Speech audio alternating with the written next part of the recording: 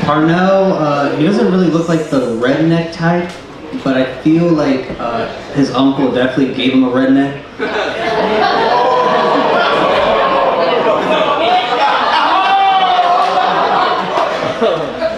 Okay.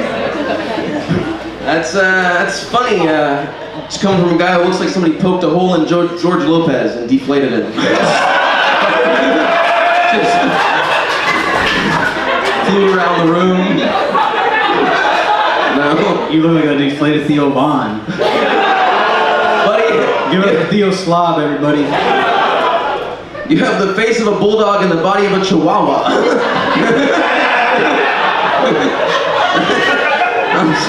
I'm sorry, man. You look like if they played Young Sheldon on Telemundo.